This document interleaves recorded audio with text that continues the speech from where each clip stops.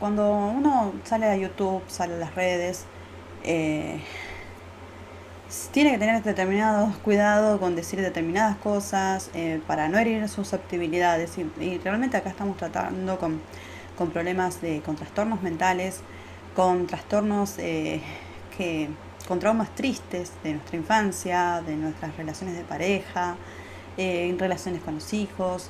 Entonces, a ver, es muy difícil no herir susceptibilidades, siempre va a estar tocando algo.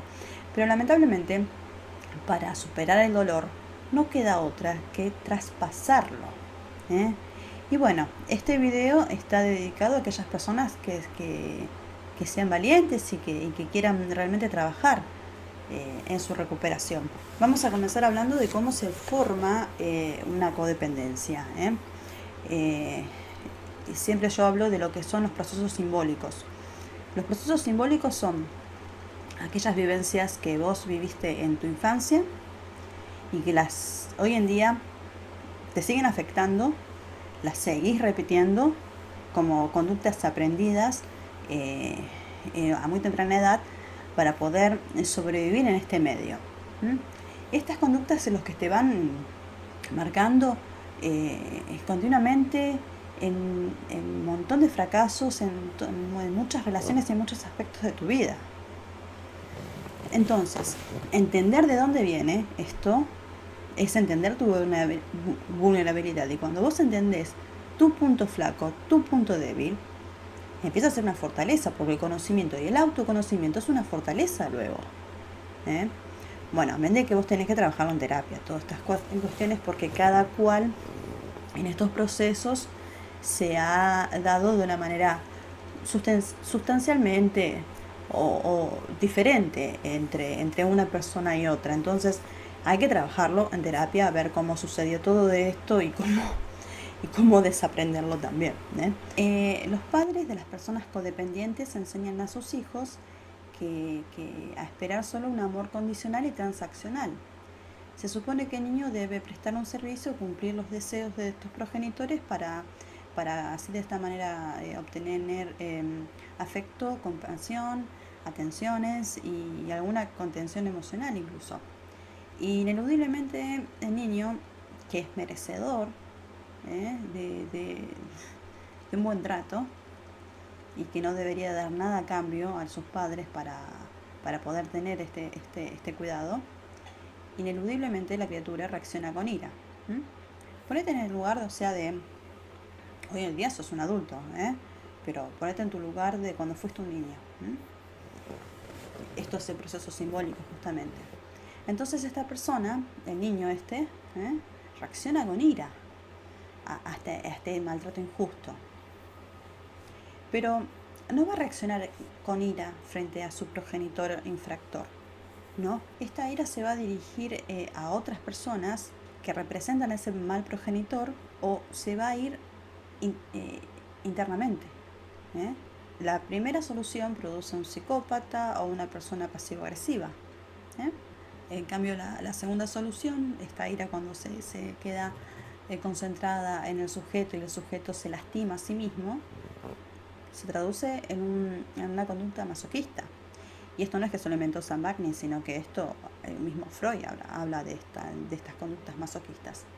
De manera similar, con el padre no disponible, esta reserva de amor puede dirigirse hacia adentro del sujeto, produciéndose un narcisismo, o puede ir hacia afuera, siendo la persona terminando siendo un codependiente, dando ese cariño, ese amor hacia otros, y no proveyéndoselo a sí mismo. Todas estas elecciones van a retrasar el crecimiento personal de la persona y van a aniquilar el yo del sujeto. En estos caminos, la persona va a desempeñar un doble rol, como el padre punitivo y como niño eterno. Porque cuando uno tiene esos enojos desenfrenados con otro, donde se da cuenta que las cosas se le están yendo de las manos, es una pataleta infantil en realidad, porque desde chicos no nos enseñaron a calmarnos y a lidiar con esas sensaciones y a ponerle nombre. Entonces hoy adultos seguimos siendo niños, ¿m? Porque ante situaciones que nos exasperan, las percibimos como la muerte misma. Por eso es que la conducta se queda anclada el psiquismo se queda anclado a una etapa infantil en este sentido, por no poder lidiar con estas situaciones abrumantes. Además, esta persona, este niño, que hoy en día es un adulto, también no quiere crecer por no incurrir en la ira de ese padre punitivo, con quien había fusionado su yo a muy temprana edad. Pero ahora, en la adultez, cuando la persona codependiente se fusiona con su objeto de amor, o sea, con una pareja, ¿eh?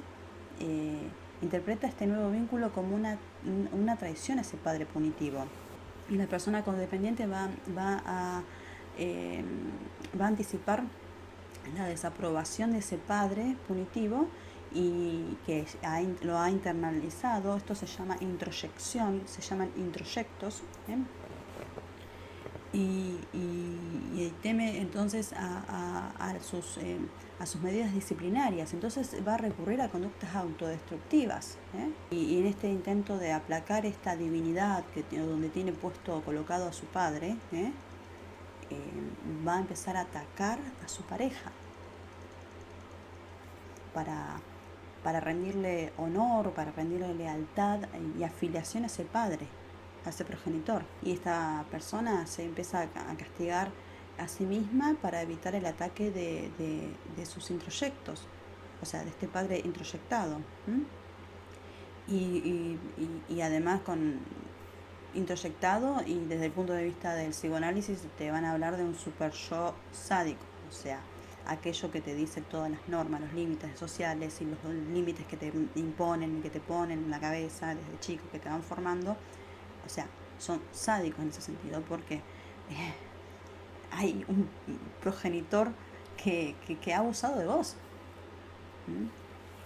Entonces la persona empieza a involucrarse en un montón de comportamientos autodestructivos a modo de autodefensa. Me destruyo sola antes que me vengas a destruir. Bueno, con respecto a los introyectos son cuando uno es niño, siguiendo la teoría de la disociación estructural, cuando uno es niño no tiene los estados del yo integrados. O sea, uno es, tengo hambre, tengo frío, necesito un abrazo, o sea, tiene todos esos estados del yo disociados antes de los 7-8 años. Entonces, cuando hay padres que no tuvieron un apego seguro con sus hijos, entonces esos estados del yo no quedan bien integrados. Y hay algunas cuestiones que no pueden, el adulto hoy, ese niño que hoy ya es un adulto, no puede resolver. Entonces no sabe qué hacer cuando necesita, que el otro le dé un abrazo, que lo contenga, que lo escuche, no sabe cómo pedirlo y se queda anclado en esa situación. Entonces, al quedarse anclado en esa situación, eso genera lo que se llama un alter. Cuando hay un trauma complejo, la psiquis se parte, o se parte más de lo que ya venía. Es muy raro que haya un trauma complejo por abuso narcisista, un estrés postraumático complejo por abuso narcisista, a menos que no hayas tenido disociaciones desde la infancia, algún abandono. No necesariamente tiene que ser algo muy grave, o sea, no es que tu padre tiene que haberte dejado, no sé, tirado por ahí o matado de hambre o matado a golpes, pero sí, a veces en los abandonos emocionales vayas a llorar al campito, no me joda. O sea, eso es muy común en nuestra generación. Entonces, en esa falta de protección y de contención se generan estos problemas después en la adultez. Bueno, entonces, al no estar bien cohesionado ese yo, hay un trauma complejo. Y más si tuviste una infancia difícil, con más razón. Cuando el yo no está integrado, hay alters. Entonces la persona funciona como sistema, no funciona ya como una unidad yoica, sino como un sistema. Porque vos sos ira, vos sos huida, vos sos, o sea, son todos, o sea, partes de tu mismo yo. Pero actúas de la misma manera ante situaciones similares. Ponete a aplicar atención a estas cuestiones. ¿Cómo actúas ante el abandono? ¿Cómo actúas ante la crítica? ¿Cómo actúas? O sea, y te vas a dar cuenta que siempre tenés patrones repetitivos de conducta. Bueno, esos son justamente los alters, como uno se maneja, no tiene cintura, no tiene flexibilidad. El yo carece de esa flexibilidad para ignorar incluso algunas cuestiones. Una persona que tiene un yo sano, que tiene un yo sólido, donde recibe los ataques y hace así, pasa de largo, rebota, es una superficie plana. En cambio, cuando hay un sistema de alters, los ataques entran así, ¿eh? Y cada alter va a reaccionar y se va a hacer cargo de la reacción. Bueno, por eso yo siempre aconsejo mucho que se vean películas relacionadas con el TID, que no tenemos ese problema la mayoría de las personas que me siguen en este canal, pero sí en el TID, como son alters como más formados, digamos, se puede ver todo esto lo que les estoy diciendo más claramente.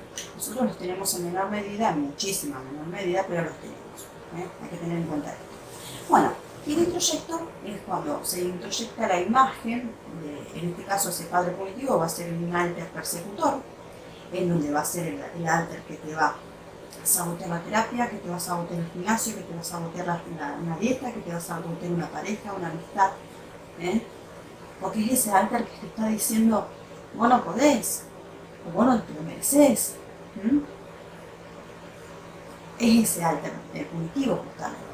Bueno, a eso se refiere entonces Sam Vaknin cuando habla de introyectos, o sea, en este aspecto toma la teoría de la disociación estructural, o sea, que habla de cuando se introyecta la figura de ese padre punitivo en uno de los alters de la persona traumatizada y entonces empieza es como, se habla de que el perpetrador sigue actuando aún después de muerto, porque está introyectado en el yo de esa persona. Cuando entonces la persona codependiente se da cuenta que tuvo una conducta abusiva, a ser agresiva o maltratar a su pareja, o sea, se vuelve consciente de que cabe la posibilidad de perderlo por su mala conducta abusiva. Y entonces ahí es cuando esta persona experimenta... o vos, te estoy hablando a vos, o sea, porque si llegaste acá es porque te diste cuenta que tenés esto. Ahí en esa circunstancia, entonces empezás a experimentar una ansiedad extrema por el abandono. Entonces la persona se va balanceando, la persona codependiente se va balanceando entre dos polos. Por un lado se convierte en una persona que se aferra a su pareja como un felpudo, sofocándolo, no dejándolo respirar incluso. Y por otro lado también va a ser una persona explosiva y una persona invectiva.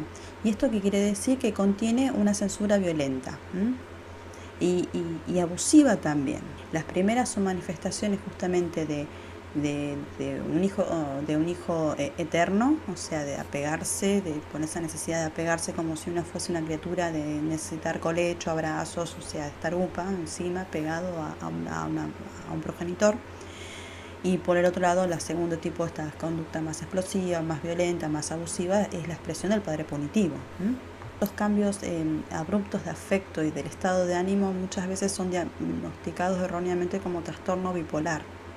Pero cuando en realidad se diagnostica por un profesional un trastorno de la personalidad dependiente, este es un trastorno que es residual a otros trastornos de la personalidad que están ahí y que son la base de este problema y que además no responden a un desajuste químico como sucede con la persona bipolar, en donde que la persona con trastorno bipolar sí tiene un desajuste químico, entonces por eso actúa con manía o con depresión.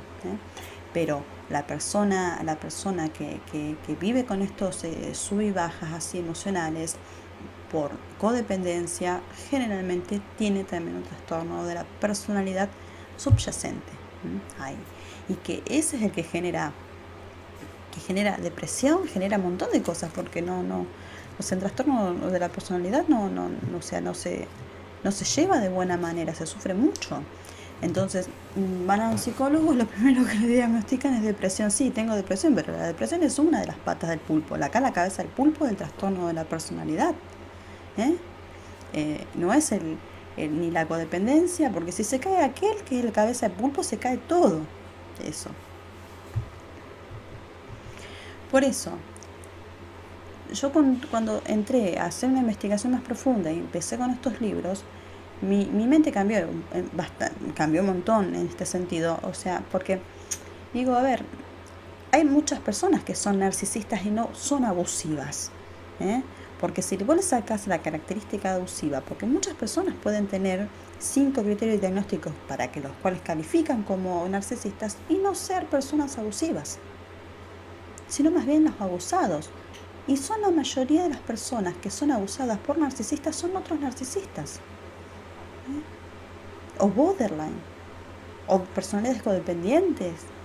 O sea, hay una gama importante o personas que tienen trastornos disociativos ya desde la infancia.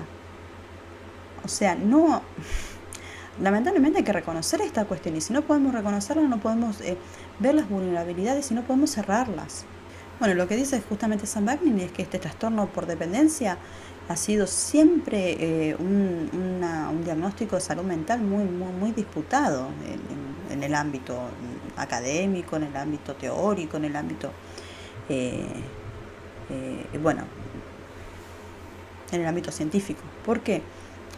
Ha sido siempre muy disputado, porque todos en cierto punto somos dependientes. Como dije en el video anterior, o sea, en el video que está en público, de que para ser personas normales tenemos que ser seres faltantes, o sea, que nos falte algo y por eso vayamos a buscarlo ya al mundo exterior, porque si nosotros estamos bien, perfectos, divinos con nosotros mismos, entonces somos autosuficientes, somos hermafroditas, nos satisfacemos a nosotros mismos y no producimos vida. Eso es un narcisismo de muerte, donde no se produce vida. En cambio, si yo voy y busco al hacer afuera, sí, eso es pulsión de vida. O sea, no era un narcisismo de muerte, sino pulsión de muerte. Por eso es que este diagnóstico está en disputa también. ¿Por qué? Porque todos en cierto punto somos dependientes. A todos nos gusta que nos cuiden. Entonces, ¿cuándo se debe considerarse como algo patológico? Compulsivo, generalizado o excesivo. ¿Cuándo? Además, en sí, prácticamente todas las culturas se fomentan la dependencia, en diversos grados, en diversos niveles, pero todas las culturas fomentan la dependencia, incluso en los países desarrollados, porque sos mujer, porque sos viejo, o porque sos muy joven, o porque sos delincuente, o porque son discapacitados mentales o personas enfermas. Los colocan todos en una posición de depender de otro, limitándolo en su autonomía personal, esto se lo hace también incluso a nivel legal, y los convierten en económicamente dependientes a estas personas. Y no solamente es que los fuerzan los familiares, sino que también los fuerza a la misma autoridad, porque, o sea, si una persona tiene una disfuncionalidad psíquica, vas al juez, pedís una orden judicial y lo internás, y lo limitas en un montón de cosas. Entonces, para hablar de trastorno de la personalidad dependiente, es algo que se debe diagnosticar de acuerdo a que no sea un comportamiento excesivo que no se ajusta a los cánones sociales o culturales. Las personas codependientes están poseídas literalmente por inquietudes y preocupaciones fantásticas, de origen fantástico, incluso cuando están angustiadas por su ansiedad al abandono, y al miedo a la separación. Y esta confusión interna hace que sean personas sumamente indecisas, incluso la más simple decisión cotidiana que deben tomar de sus vidas se convierte en una experiencia terrible. O sea que a veces las personas se abruman, las personas codependientes terminan abrumada por tomar una decisión de a ver qué va a comprar para comer, o sea, decisiones o consulta, continuamente quieren comer o qué quieres comer, o sea, continuamente necesita que el otro le provea lo que quiere porque no puede tener esa, esa elección propia. Y además esto lleva a las personas, a la persona codependiente que rara vez pueda tener iniciativa propia para iniciar proyectos incluso. O sea, cuando la codependencia ya es grave, es poderosa y abruma toda la vida de esta persona, puede llevar a extremos en donde te discapacite para la vida laboral. Cuidado con esto. Por eso es que los codependientes generalmente andan obteniendo garantías y consejos constantes y repetidos de innumerables fuentes. Y esta solicitud recurrente de ayuda es prueba de que el codependiente busca transferir responsabilidad de su vida a otras personas. Y en este punto hay un canal que a mí al principio me fue de mucha ayuda. Porque sinceramente le puso nombre a un montón de situaciones que yo vivía y que no conocía cómo se llamaba. Y, y esta mujer, o sea, ella evidentemente no tiene idea de lo que es la disociación estructural, lo que es el trauma complejo. Ella dice que en 12 sesiones, en 12 semanas ella te cura del narcisismo, del abuso narcisista. Lo cual es bastante complejo porque, o sea, a las 12 semanas recién te empiezan a aparecer los síntomas de postraumático complejo. O sea, no te puede curar de nada cuando todavía no lo tenés. Y una de esas. Y otra de las cosas es que también esta mujer trabaja sobre la codependencia de las personas. Y hay muchos incluso psicólogos que son abusivos en este punto, donde trabajan en la codependencia y en la necesidad del otro. Entonces, yo cuando los mando, o sea, vivan su vida, tomen las decisiones que tengan que tomar. Les estoy diciendo, o sea, no dependen de mí, yo no soy mamá. Yo soy una persona que transmito un conocimiento que yo lo leo en los libros, los investigo, los transmito en el canal, pero yo no soy la persona que está diciendo o marcando qué es lo que deben hacer con el narcisista o los tips. No me gusta esa posición porque sostiene a las personas en la fobia y en la disociación. Aparte, si vos vas a empezar a ver conductas narcisistas en las personas y por eso ya lo diagnosticaste como narcisista, vas a ver un montón de narcisistas, porque toda persona que esté en pena va a tener conductas narcisistas. Y no necesariamente va a ser una persona narcisista de diagnóstico. Y esto te va a producir fobia, aislamiento social y vas a estar en una situación más complicada de la que estabas. Entonces, cuidado con ese contenido que veas, o sea, cuidado con ese contenido porque no te ayuda a salir, te ayuda solamente a vivir con pánico y a estar dependiendo del consejo del otro para poder, o sea, existir, para poder tomar la próxima decisión de tu vida. Es tu vida. Un youtuber no sabe qué es lo que vos estás viviendo. Solamente vos conocés, sos la dueña de tu historia. Esas decisiones tomarlas vos mismo y hacerte cargo de las... O sea, bueno, vamos a llegar a ese proceso.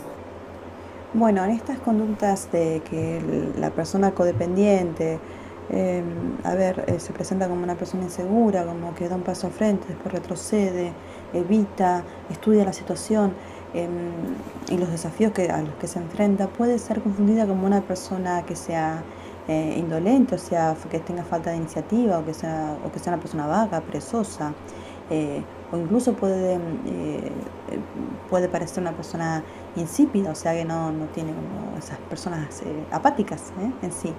Pero en realidad la persona codependiente no es ni una cosa, no es ni insípida, ni tampoco es una persona indolente. En la mayoría de los casos, las personas codependientes son personas muy capaces, muy personas que están llenas de ideas, pero todas reprimidas, porque no logran, por esta falta de confianza que tienen en sí mismos, no logran traspasar esas ideas y esas iniciativas que tienen al plano de la realidad por ese temor al fracaso,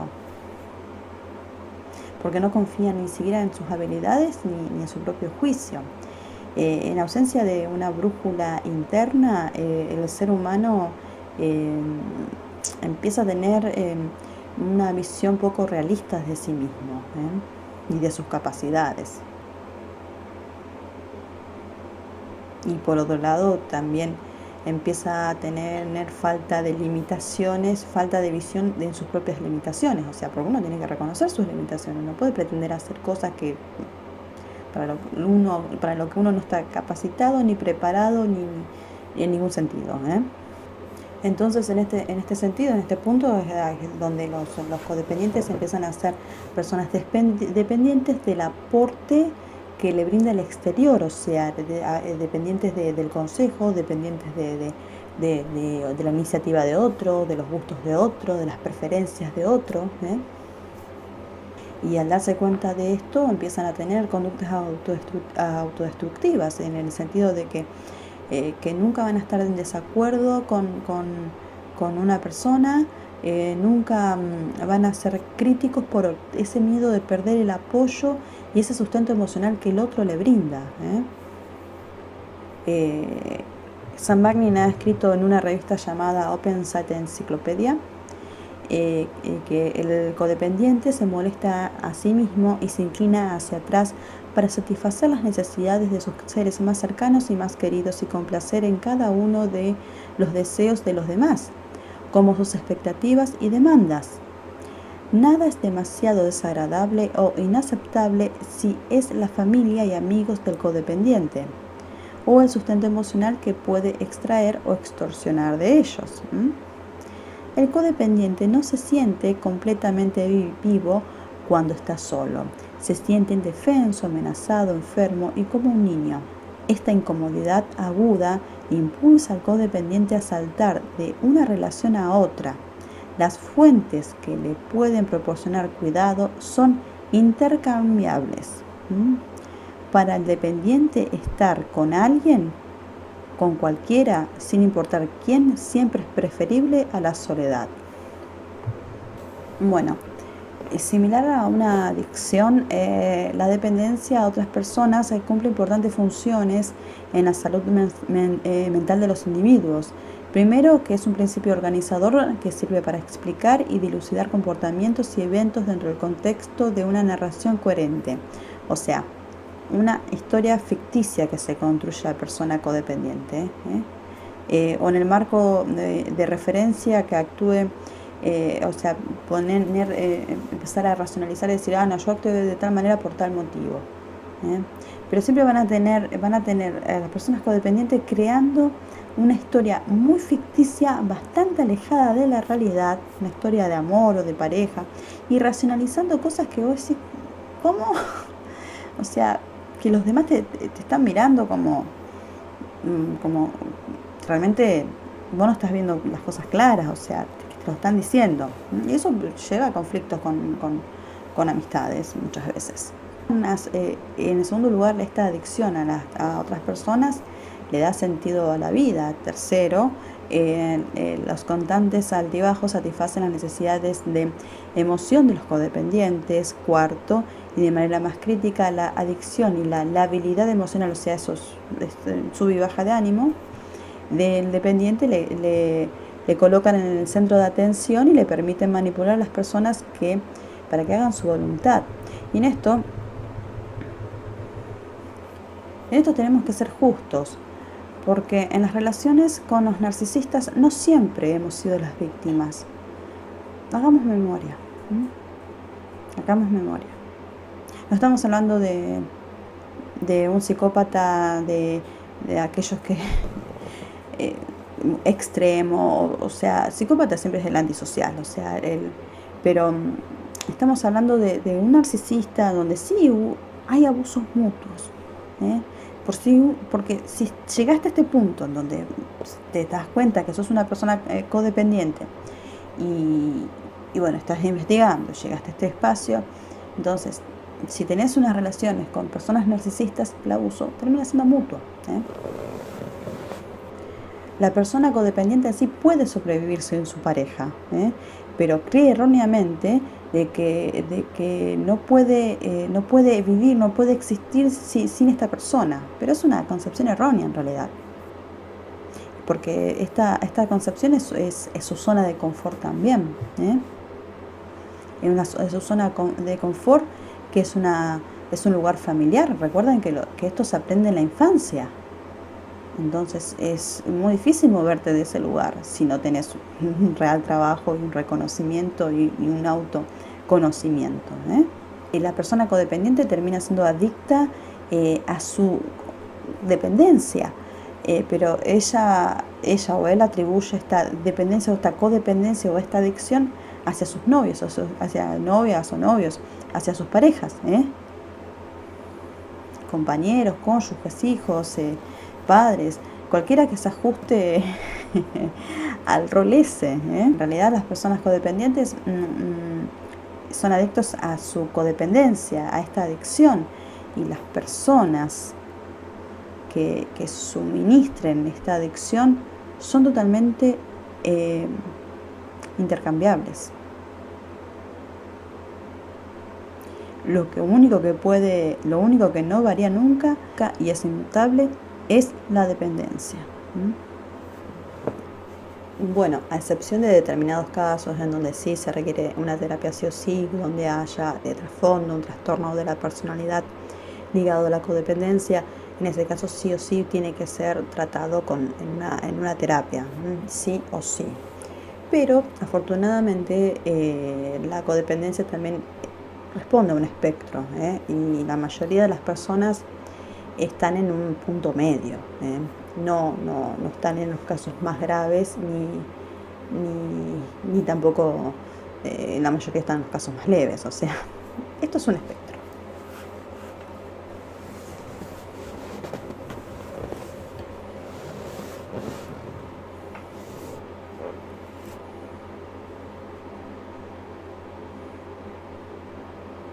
Y bueno, y acá hay una serie de recomendaciones que da Sam Vaknin, que están resumidas no, literal, porque las traduje literal de su libro, 5 páginas, así que bueno, tienen un montón de consejos aquí. Bueno, primero lo que dice él es: ayúdese a darse cuenta de que el mundo nunca termina cuando sí se terminan las relaciones,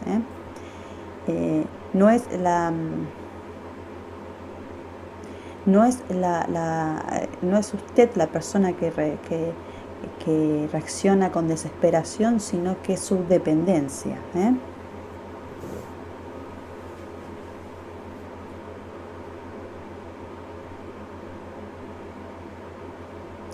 Y luego tenés que empezar a analizar tus narrativas, las narrativas y las excusas que pones al respecto,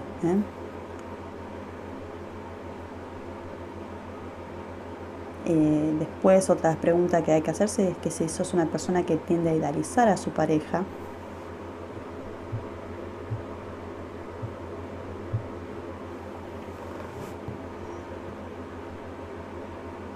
y si es así, podés verlo como una visión más realista, más como es esa otra persona, con sus grises incluso.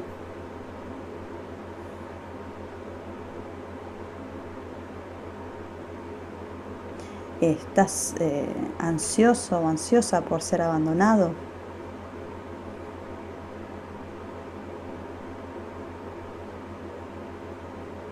¿Y por qué estás ansioso? La otra pregunta. Y también hay que hacerse la pregunta más crítica, es si alguna vez fuiste abandonado en la infancia, en cualquiera de las gamas que yo siempre hablo, o sea, a nivel físico, a nivel emocional, de esas desatenciones, a llorar al campito, a llorar a la iglesia, a mí no me jodas, ese tipo de abandonos.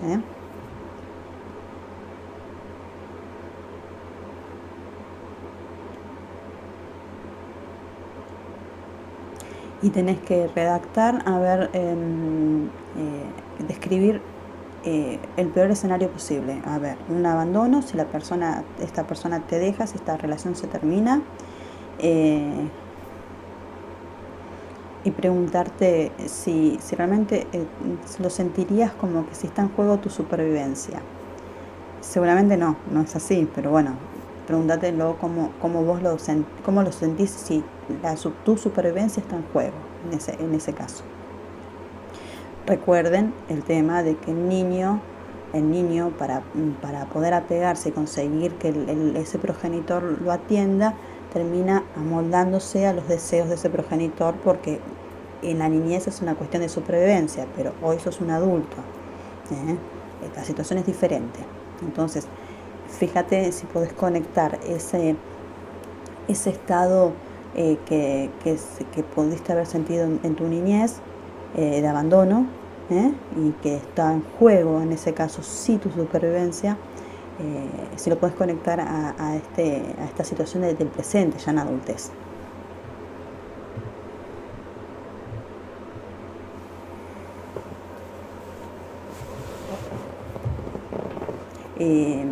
Después hay que hacer una lista de las posibles consecuencias de una ruptura, y al lado hay que escribir lo que vos podés hacer al respecto, al lado de cada consecuencia, y qué es lo que tenés la intención de hacer. Armado ya con este plan, seguramente te vas a sentir más seguro, más segura, y con mucha más confianza, o sea, porque tenés una predicción de cómo podés resolver la situación.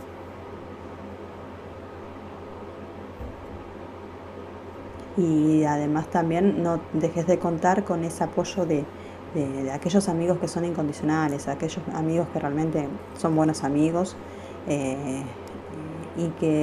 bueno, o aquellos familiares que sí merezcan que uno comparta estas ideas. El apoyo social, siempre recuerden que es indispensable.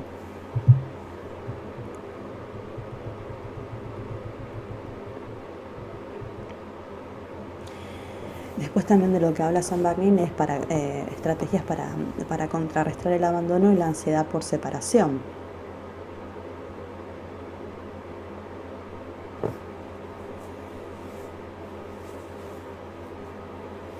Los comportamientos cambiantes y estos comportamientos sofocantes son las consecuencias ineludibles, o sea, inevitables y desagradables, que justamente a este miedo existencial, que la persona no lo vive como la llegada de la muerte misma, y que hace a ese miedo de la separación y del abandono.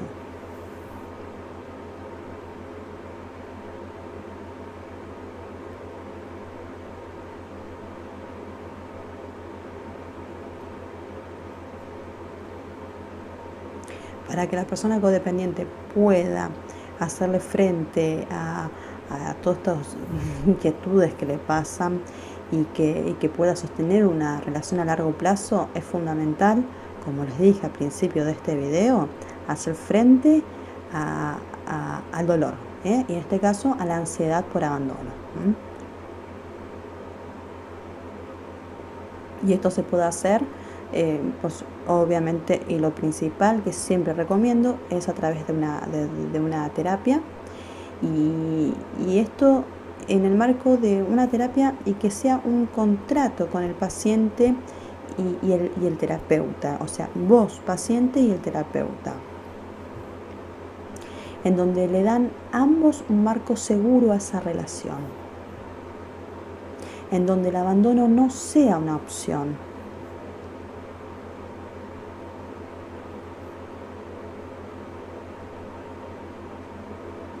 Y en donde la persona, o sea, el paciente, pueda formar un ambiente de crecimiento personal, y formar y formando su autonomía. Y además también no hay que descartar nunca, si necesitas la asistencia de un psiquiatra, no te guíes por esos canales que dicen no tomes pastillas, no vayas al psiquiatra. No, por favor, ¿cómo no vas a ir? Si lo necesitas, si tenés desregulada tu homeostasis, tu higiene del sueño, anda, no lo dudes, es el profesional que te va a ayudar para regular eso. Aparte, si no dormimos bien, no podemos tener un nivel mental alto como para poder tomar las decisiones acertadas. Uno cuando anda con sueño anda con los patos volados. O sea, no toman las mejores decisiones.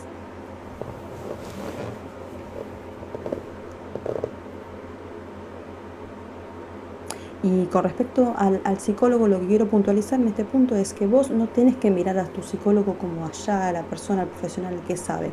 El 50% del éxito de una terapia va a depender del trabajo que vos haces. Y el otro 50% sí lo pone el terapeuta con sus conocimientos, donde te va guiando, donde te va haciendo las intervenciones, las preguntas a que te descolocan y te hacen realmente pensar y mirar para adentro. Pero el psicólogo es un compañero de camino, no es una persona que está allá arriba, que vos no podés cuestionar, que vos no le podés decir, che, no me hiciste sentir cómoda con esta pregunta, o no me hiciste sentir cómoda con esta calificación que me das, ¿por qué me lo decís? O sea, necesitas repreguntarlo, porque si vos no le repreguntás nada al psicólogo, entonces estás aseverando que todo, o sea, no por una cuestión de defensa, de defenderte, pero necesitas saber los por qué te está diciendo las cosas.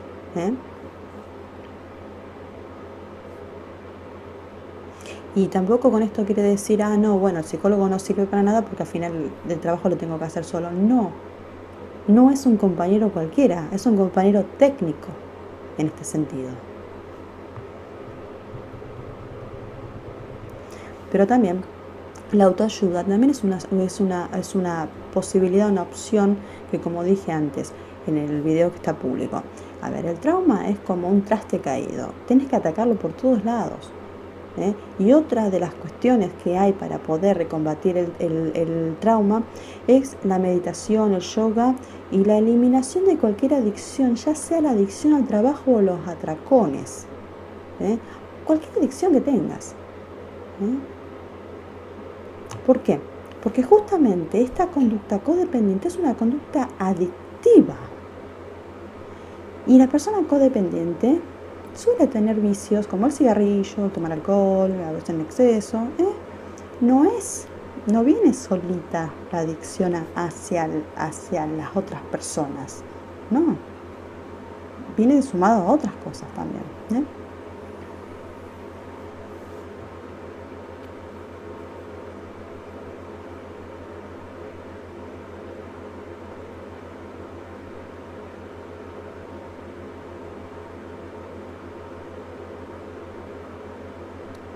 También el sentimiento de vacío y soledad pueden contrastarse con actividades que sean altruistas y que sean caritativas. Y también la elección de amigos verdaderos y estables también es muy importante, porque cuando tenemos la configuración mental codependiente, muchas veces nos relacionamos incluso en el ámbito de las amistades con personas abusivas también. Ojo, cuidado con esto. Entonces trata de relacionarte, de conocer nuevas personas, de abrirte, de gente que tal vez te han usado más con gente que vos has dado más de lo que el otro te ha dado, te ha brindado. Para poder darte un ambiente de contención un poco más amplio y más nutritivo, incluso más variable, más variado.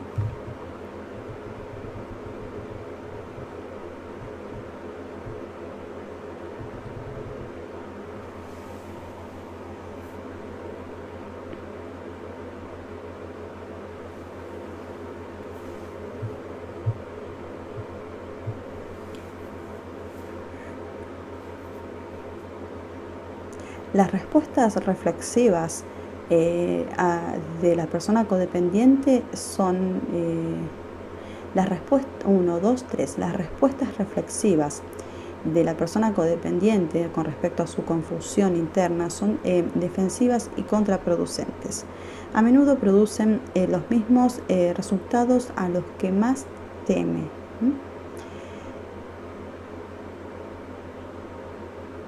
Pero estos resultados también tienden a reforzar esta visión del mundo que se tiene, esta visión de ese mundo inseguro.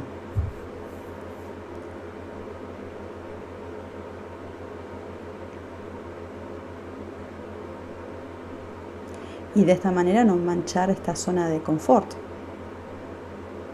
donde el abuso y el abandono son familiares. Al menos conozco estas cuerdas y sé cómo hacer frente a estos comportamientos con otros comportamientos erróneos también, pero que me han sido funcionales durante gran parte de mi vida.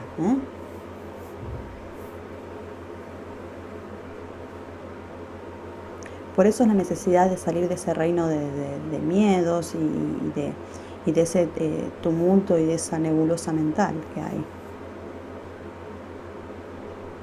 Es muy importante que se empiecen a adoptar nuevos pasatiempos y nuevos hábitos, conocer gente nueva, como dije anteriormente, entablar incluso relaciones menos comprometidas.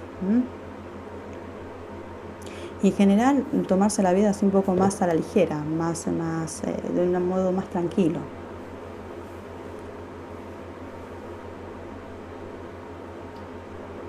Algunas personas codependientes empiezan a desarrollar algún tipo de independencia militante.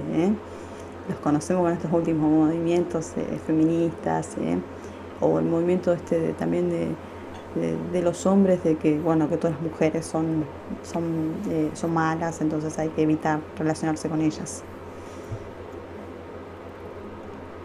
Y estos movimientos son una respuesta como defensa a la propia vulnerabilidad o a la propia dependencia que tiene esa persona. El enemigo acá no son ni las mujeres ni los hombres, son justamente estos introyectos, estos alters persecutores que van minando toda la vida del sujeto con conductas autodestructivas. Y cuando hablo de autodestructividad no hablo de que agarrarse una navaja y empezar a cortarse. Hay muchas conductas que son autodestructivas. No criticar, no expresar lo que uno siente y necesita es una conducta autodestructiva.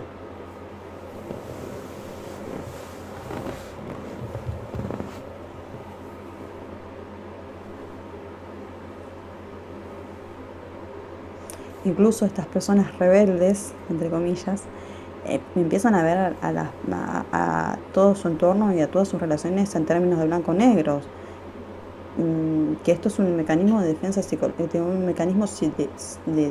psicológica muy infantil, que se conoce como disociación. Ya la he expresado anteriormente, donde el yo de la persona no está totalmente integrado y no tiene la cintura suficiente para aceptar que todos los seres humanos tenemos grises y matices, en donde no hay esa flexibilidad. Entonces, a ver, el niño te dice, tal persona es buena, tal persona es mala.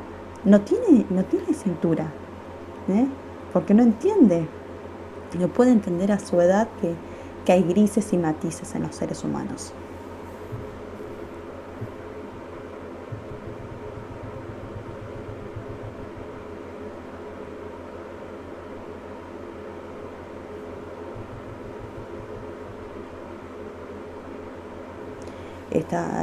Los codependientes, tienden a considerar a sus personas, a sus parejas como, o son muy pesimistas y las ven ya están anticipando de que empieza la relación, ya están anticipando fracaso, o tienden a considerar a sus relaciones en el polo opuesto como algo eterno, que la pareja de ellos es única y que es indiscutible, que es su alma gemela,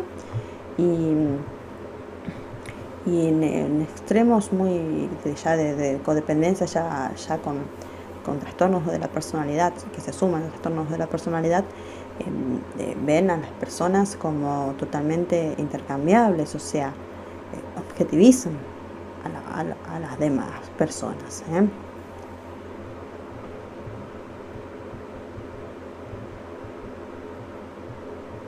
Por supuesto que ambas percepciones son erróneas y tienen severos déficits cognitivos basados en una inmadurez emocional y frustración del desarrollo personal también.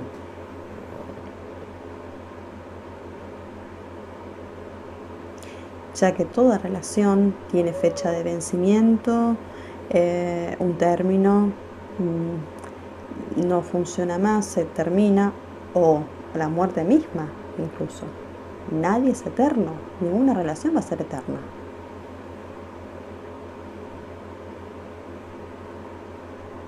Y tampoco las personas no pueden ser, nadie es totalmente intercambiable, ni tampoco es completamente irreemplazable a la vez. O sea, las personas no se pueden intercambiar como objetos y tampoco, a ver, una persona no reemplaza a otra, porque cada ser humano es diferente y tiene sus cualidades y sus ventajas y sus virtudes y todas estas cuestiones. Entonces no es que podés cambiar así de figuritas, ¿eh? Tampoco es que somos irreemplazables del todo, ¿eh?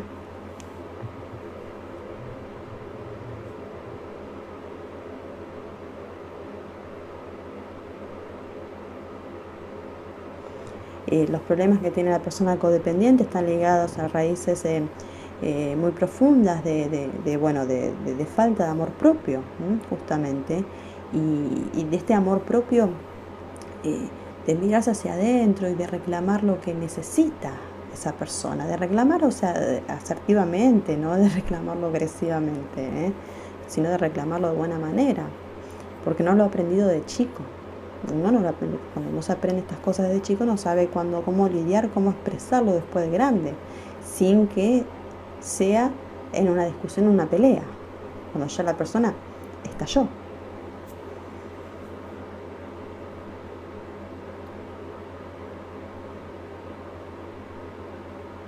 Y también hay mucha inconstancia en el objeto de amor también, porque, o sea, en los casos que nombré anteriormente, o sea, que hay codependencias graves ya ligadas a trastornos de la personalidad, se objetiviza al otro, entonces hay una inconstancia de objeto de amor también en ese punto. Y la persona codependiente se siente no amada y no se siente, se siente no amada por absolutamente nadie si está sola, ni siquiera por sí misma. No estamos hablando de un narcisismo patológico, estamos hablando de un narcisismo al punto de quererse a sí mismo, de cuidarse, de protegerse, de mimarse, de agarrar ese niño interior que uno tiene, ese niño abandonado, y cuidarlo y ayudarlo a madurar, de ponerle nombre, no, bueno, eso que te pasa ahora, esa respuesta fisiológica, no sé, esas palpitaciones, por ejemplo, esa agitación que tenés, es porque estás ansioso, porque tenés miedo. O sea, tenés que empezar a ayudar a tu niño interior a ponerle nombre a sus estados emocionales, para ayudarlo a crecer.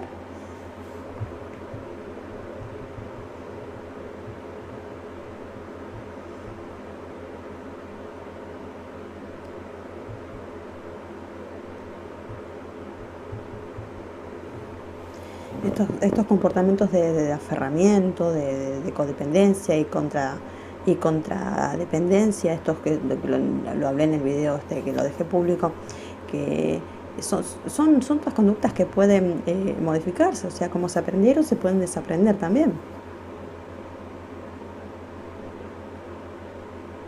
Y si temes al abandono, al punto que te da fobia, estos son los consejos que te da Sam Vaknin.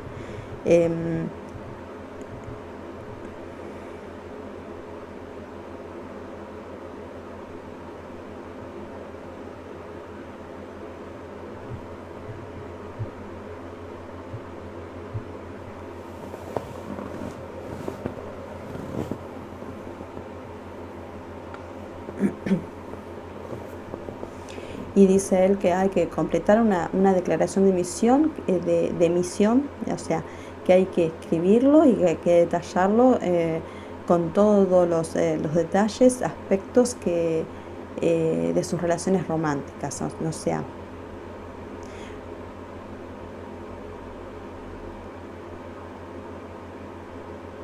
Y bueno, lo que habla Sam Bankman es que hay que redactar una declaración de misión, lo llama él. Entonces, en esto se tienen que describir los aspectos de las relaciones románticas que has tenido.